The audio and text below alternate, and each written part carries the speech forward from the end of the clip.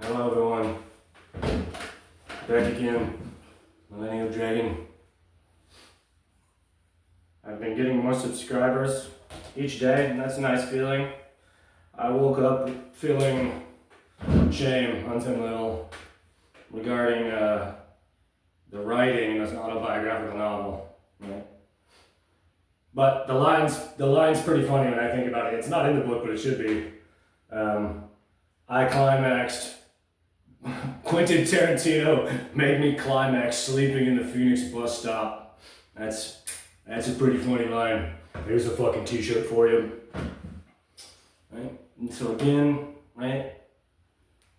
I'm the reason that Quentin Tarantino canceled the movie Critic. Right? I sent a bunch of emails to people yesterday. If any of them replied, I assume none of them replied, but I'm sure they all said something to the effect of, you're insane, because that's his only argument. Right? But my point, right, is that I'm not insane. Right? Everything that I'm saying is true. Right? Right? So if I'm not involved with Quentin in any way, right? Like if there's nothing to anything in my story, right? Why hasn't he released the conversation he had with Robert De Niro? That's an important thing cinematically, right?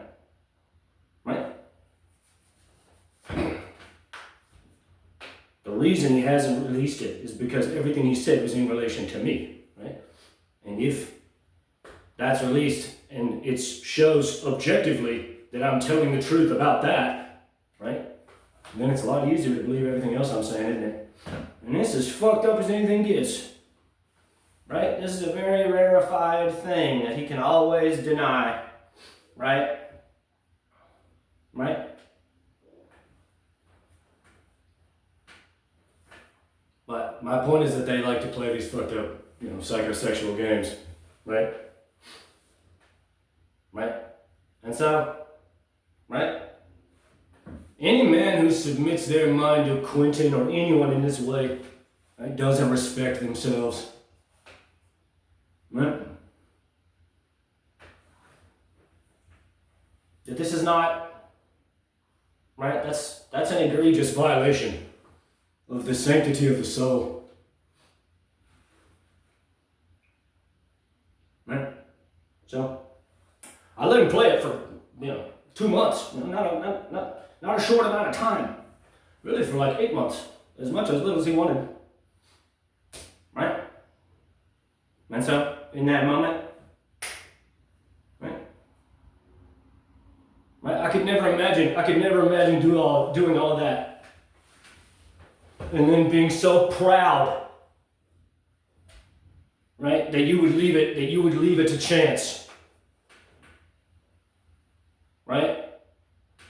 And I know that I operate on a different frequency. Like I would never put someone through that.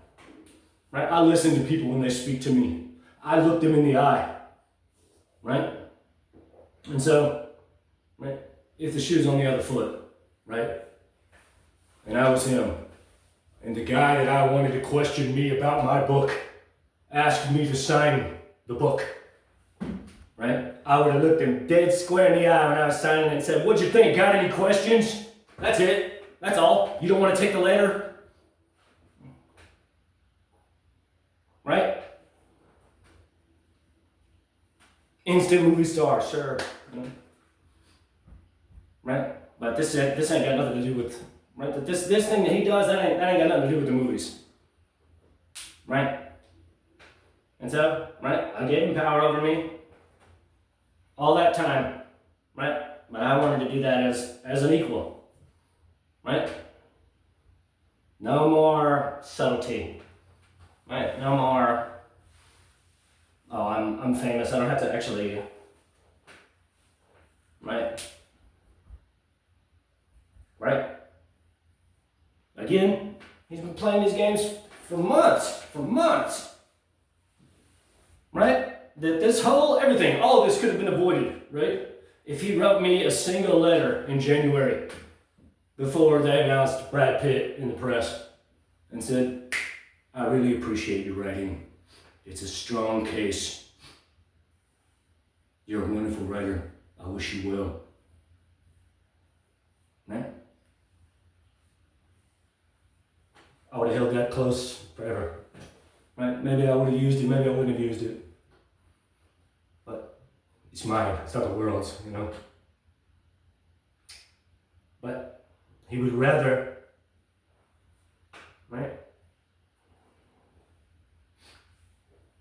Right? And so I suspect that when he's on the set, man, I'm sure, oh, I can't kill you, you know, but my anxiety is justified, right? It's not, it doesn't emerge from nothing, it emerges from a sound logic, right? But I suspect when he's on the set that, right, he says a little beyond, let's do it again, right?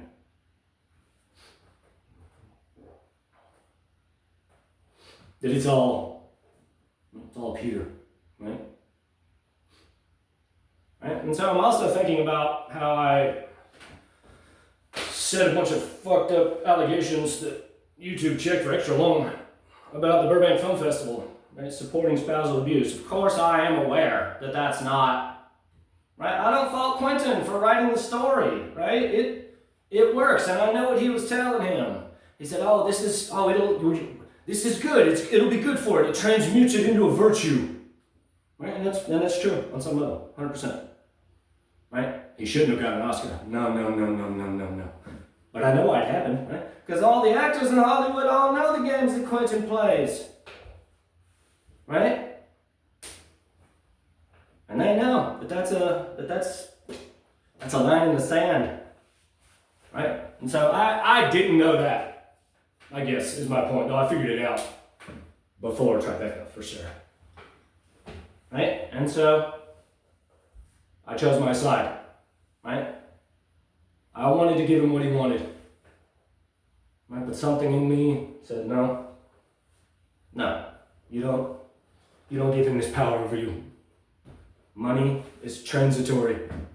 Money is fleeting. Money has no value, right? That he played those same games for a season, and for a season after, could not believe, but that I was in hell, right? And so, right? I regret doing it, of course, but it was the right decision, obviously, for it to still be, right? If at any point during this time, right? He could have just paid me a small piece, right? Compelled a non-disclosure agreement and went on his way, right? This is why the movie's only kicking off again now in December, right? The wheels of the movies, right? They're big wheels, right? Right? That after Tribeca, right? Right? He said, no, we're gonna wait and I'm gonna destroy this guy. That's what happened, right? There's no other way to interpret it, right? This is what I've said in my letters to Fish, said it to my family, right? That the only question is there such a thing as clairvoyance? Is there such a thing as remote viewing? Is there such a thing as telepathy? And the answer is unequivocally yes. And so, now that we've established that, right? No psychic, right? No remote viewer, right? Would engender a condition where they've crawled all the way into someone's mind and thereby allowed them to crawl all the way into their mind, right? Never intending to make any real memories with the other person and expect it to persist for 20 years. That's a sick, dangerous psychology. Therefore, right? His goal was always for me to blow my head off. There's no other way to interpret it, right? People don't play these games to be long-distance friends. Nope, that's not how it works, right? And so this is why I live in fear, right? Because he's put himself in an equally lamentable condition psychologically, right? Life is not an accident. Embedded within all of space is a twofold manifold, which is one manifold, right? The structural scaffold being the first half, which is an infinitely complex nesting of polyhedra, right? The celestial vision board behind me hosts a myriad of other examples. An infinite complex, all nested inside of each other. Diffused within that is a conscious field, a conscious resonance, right? Which exerts pressure upon the hologram, right? Which is a quantum probability electric waveform of potential, right? At a specific dihedral angle or angles, angels, right? Right? Until eventually the pressure becomes so great, it can no longer remain in inert space and erupts into incandescent matter, right? This is, right? So first photons of light, then chemical elements, atmospheric strata, biological vegetation, mineral, vegetable, animal, man, right? All instances of clairvoyance, right? Is the psychic using their conscious awareness to tap into the non-locality of disparate locales, right? As well as rarefied magnetic stratas of beings, right? So, right? Quentin is one of the most powerful psychic clairvoyants in the world, right? Who can watch anyone, right? I am the most powerful clairvoyant of the millennial generation, right? Pray for our amicable resolution. I've written a novel about it. I live in perpetual anxiety as a result of this condition that he's going to send people to murder me, right? That he's going to hit his breaking point psychologically, and anyone who knows the truth of the situation has no choice but to agree with me. If you believe the things that I'm saying, then you have to agree with me that we're both existing in a palpably evil psychological condition, right? So, a reminder about the book. I'm going to pick up where I left off, right? I'm now on the bus to Memphis, heading towards Hamlet, right, with Eliza Anastasio, who's named Lisa in the book. Clay is Trey, Q is Sue, right? And this is all Quentin and the people around him. Like, I don't know how many other people, right? Perhaps it's all him, right? That there's upwards of like 7 people all holding court in my mind. That my mind is like on all of these frequencies at the same time, right? Like, I was going to start this video by saying the time in LA and the time in Tel Aviv, because it's like, this is where, like, this is how he wants us all to live, apparently, right? And he does the same thing, right? If he's smart, right? Clay is bullshit. Trey, all that, right? There's no Hamlet, right? No one loves me, right? Led me to believe that Eliza Anastasio loved me, right? Pretty funny, got me good, right? So, right? First it was a daughter, right? And his daughter's a toddler, just so that we're clear, and she does the most disgusting things any woman can do. Pretty funny, got me again. What a surprise, Quentin Tarantino thinks so little of his own daughter, he would compare her and portray her as a disgusting bitch, right? Just a crazy guy. So, right? I only have money to get to Memphis, and then I'm supposed to get to New York. But that's where we're at in the novel. Right? And of course, it's not, it's all bullshit. Right? So, building a coven. There's a guy on the bus I know from Alabama, another redhead, 5 or so years younger than me. His name is Cameron.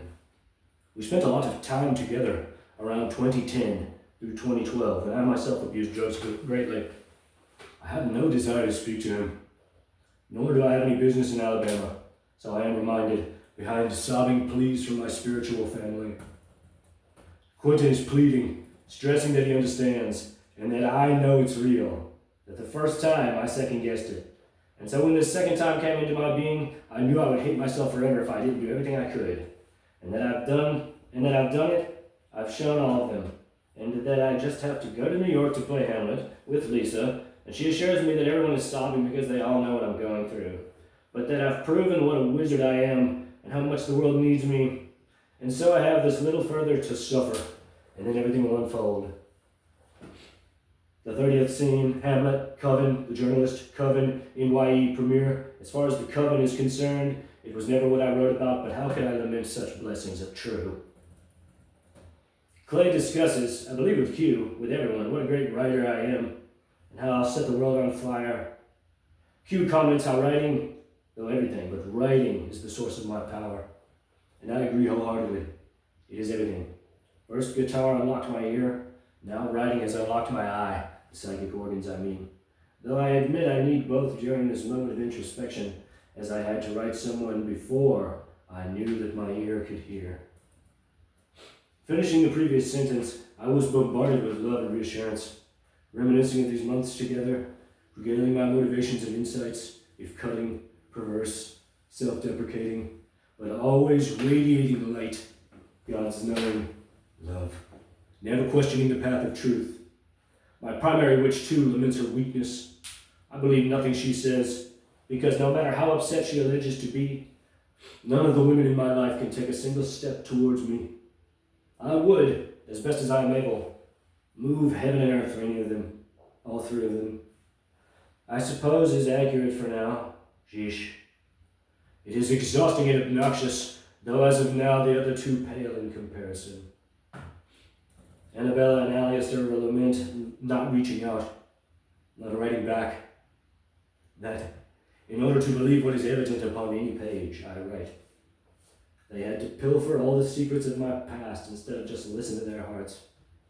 But Lisa tells me that it's beautiful because now I can be with her, and Willow whenever she calms the fuck down. Hazel too. It is a season of suffering which has yet to yield anything, though I hope this truth is soon to change, and the season changes. The western desert vista unfolds or cascades out the window. Phone calls, games, TikTok videos, children wailing, a cacophony of distractions. But it doesn't hold me. It won't hold anyone else. But if it doesn't hold me, it won't hold anyone else. The bus has power, which is nice, though I use my phone almost not at all. No social media. The great yoke of the soul. Psychological prison. They are, to me, as monkeys poking sticks in anthills. At least the monkey gets to eat the ants. You only get synthetic validation via dopamine, like heroin. At least with heroin you get high. Though, being so similar, all highs yield lows. Existence is suffering. The relinquishing of desires, the stifling of suffering. Now I must suffer because I desire for my life to have mattered. And so I continue to my spiritual father back east. And if this yields nothing, I am told not to mention suicide because it is real.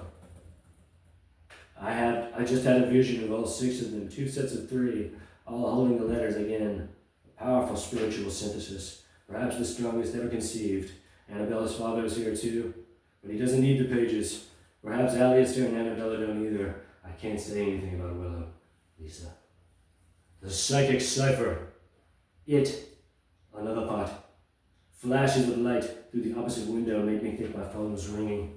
I am so desperate for sincere human contact. Something too much of this. What I was going to say is that a bridge does permanently reside now betwixt myself and the rest. All of them, I mean.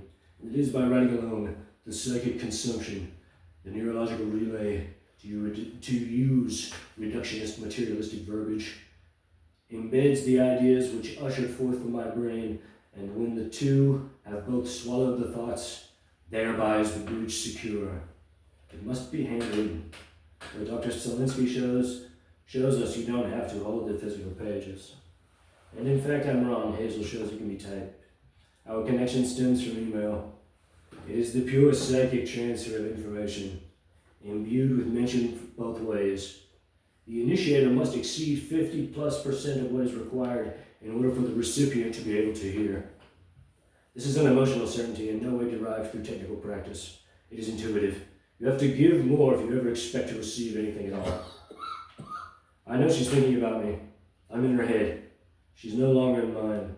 Now my coven descend, and as Hazel considers fondly being with me, Lisa reminds me they all feel that way. Willow's just being a dumb whore, to which I agree. I'm reminded that they all need me, as the world is in a great state of spiritual disrepair. I agree. Listening to these warring phones, I am struck by the simplicity sonically. Everything is repetitive. This is a reflection of the degradation of society. There are no journeys of revelation fraught with metaphor, allegory, insight. Only frames trapping the viewer into the desired psychological mode. It is a travesty. If you look out in the world for all your answers, you can never know the answers are all within. Bombardment. Hugh laments being party to this masochistic torture. but that she sees it pouring out of me, that if I just stay true, the thought of it lasting indefinitely is agony, but that I'll be picked up in Memphis, and once I make it, I'm coming home. While attempting to relax the musculature of this, my right arm, unsuccessfully, I was holding my phone to my ear with the same arm and listening to Oliver Sacks discuss case studies. A ghetto black woman with a small baby who cries, to which she says, "Oh well," and bitches about the baby kicking in very harsh, grating tones, very unloving. I'm sure her life has never been easy. We have been driving for some time, though looking out you would never know. The endless desert, reptilian, hot during the day, cold as hell at night, as this is November. Upon considering the month, I realized that I haven't celebrated Thanksgiving the last 2 years. I have been alone both years. Clay tells me, not anymore, dude. But in truth, I suppose I feel insane right now, if determined. Don't worry, I'm reminded. I'm reminded that it must be real. I have cultivated relationships with these people by writing. They're all power holders. I know it's true because David was with me in New Orleans before Tribeca. I know, all is forgiven, but I should have been braver. I am told it's all good, that they, Clay and Q, want to see me play Hamlet because they love me, and Alistair and Annabella want to see me play the journalist because they love me too. And that everything is real, and soon everything will settle as soon as I arrive, but I'll be on the street several days, I'm sure. 12:38, 2 minutes past perfection. I realized that I was writing and reflecting on my spiritual family across sets perfection, which is nice. West Texas never changes. I have 12 hours to Dallas. I have been putting off taking Kratom or standing because I believed we would be stopping too soon, but the traffic near the state line is cramped due to construction.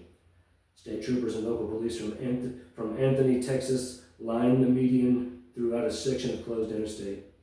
And I overhear from Cameron, my old drug buddy. The bus will stop in El Paso, which is 48 miles from here, the sign reads. He really is doing it, Clay said. He's writing it all out. You thought it would be about one thing, but now it's even bigger. One thing, a woman, but now it's even bigger. Women, plural. Fucking witches grinding my gears. Everything's good, my West Coast father reminds me. Alan, the man next to me, obviously has his own witch who, I would guess, fucks other men when he leaves, but still cares enough to take his whole social security check each month and he complains to her about losing weight. Talking about, I want you to lose at least, no, actually at most 10 pounds. I would guess that he was called imbecile or retarded in centuries past. No judgment. I am not well, I admit. I am jealous of his blissful ignorance. He doesn't care his witch manipulates him. She is probably slow too. They endure exorbitantly dull conversations which saunter on for hours. It exhausts me even hearing half of it. We're coming into El Paso now. I haven't been here since Tarkovsky and Big Bend. Across the aisle, 50-year-old black man laments his mother, throwing him back out on the street. And behind me, a sneeze. Sitting in the El Paso Greyhound station, I reflect on my situation, how rarefied it is. How after dashing awkward-like to a clock kiosk, misappropriated online as a grocery store a few blocks away, and the mind has never seemed clearer or more mysterious, which is to say, murkier. I am constantly flashing through everything.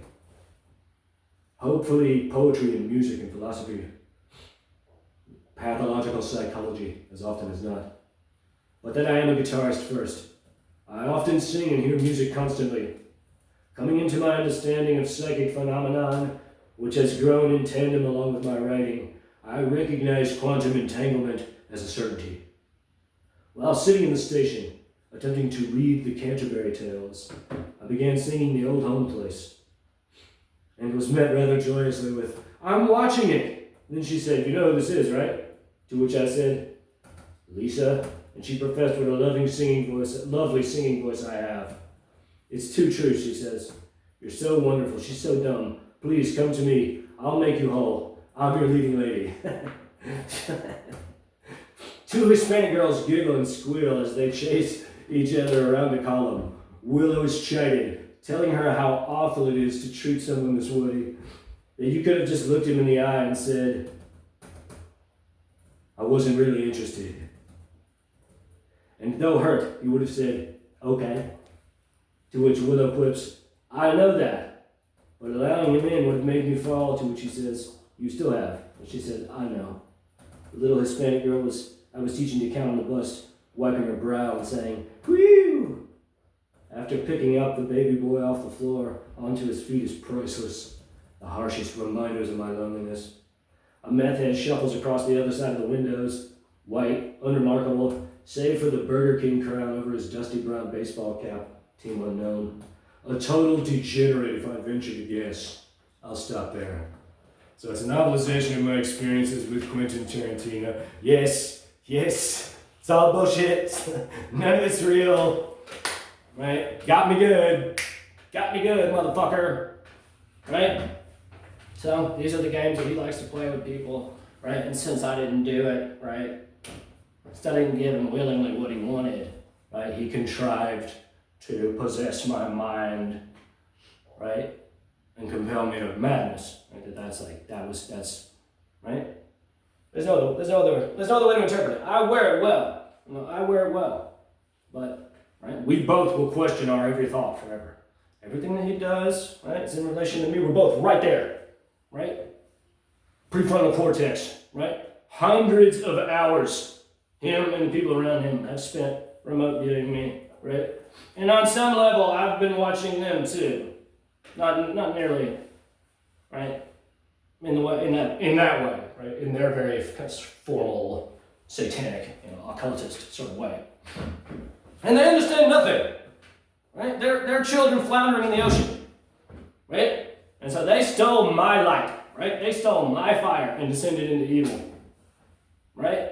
And I put it up here on this channel, a plea to the Pope, because you have to be, number one, there's only a handful of mediums that can actually do these things that I'm talking about here, right? And on top of that, you have to be the sickest, most evil man, woman, creature to say, oh, this is what this is what we're doing. Right? It's the same game. Right? That's the point. Right? That's the point. Right? So, and you guys still haven't seen my monologues. I sent it to Mike Simpson, his agent, and Ari Emanuel. Right? This guy, I'm right there. All the way inside his mind. Right? That wife of his is real fine too. Sarah Staudinger. Every time she spreads those long, beautiful legs, boom, he sees me. Right? Prove me wrong. You can't, because it's true. Could put those on here. Right? So, I'll probably do that if it gets all the way to Quentin getting the Vanguard. Right? And we're still, right? Right? So, right? The novel, right? The novel it's in its rhapsodic fervor, for sure. As far as his conspiracies, his designs, right? That were, right? It's just dangerous now. And again, right? He can always deny. He'll always deny, right? What's the best possible outcome for this thing, right? Right? As far as our psychological sanity, right? As much as we both loathe to admit, right? If one of us being dead isn't the end, right? Then we have to make the movie together. That's it. We have to make real memories, right? It didn't have to be that way, right? And it still doesn't. I acknowledge that, right? That's why we're talking about it, right? Because he's just a weird guy, right? Who plays these games with people, right? But now, right? It's gotten so exacerbated, right? It's gotten so, right? And you guys, you understand? You're coming to understand it now, But way more has happened since the end of that book, That it's, right? That now we're in this legendary psychic, war. It's like a magical battle. It's like a sorcerer's battle, essentially, right? That we have an understanding is my point, right? Right? That evil is easy. That you've been kind of sidestepping evil for over a year now with your shallow conspiracy, right? right? But I let him know, right? Which is to say he stole it, right? Like these are his games, right? But I know the game, right? And so, right, I'm emailing all these people every day. Anytime I feel that evil, I'm emailing Westboro Baptist. You think I'm proud of that? You think I'm trying to hold up a sign that says God hates fags? Right? However, right, I have the right to live. Right? That these things that he does are palpably dangerous now. But it's not a coy, seductive thing. It's just a sick, evil thing now. Right? And so I'm talking about it. I suppose I should stop. It's been going on long enough. Right? That's so if you again, every time you like, every time you comment, every time you subscribe, every time you share, you help bring this to an amicable resolution. If you want to do right to help, right? It's William Morris Endeavor, 9601 Wilshire Boulevard, Beverly Hills, California, 90210, right? That's Mike Simpson, Ari Emanuel, right? And Sarah's on the other side of that, just so that we're on the same page. Right? And you could also write the Los Feliz 3, 1822 North Vermont Avenue. Pray for me, pray for Quentin, pray to bring this to an amicable resolution, right? Know that life is not an accident, right? Like, comment, subscribe, share. Pray for me. God bless.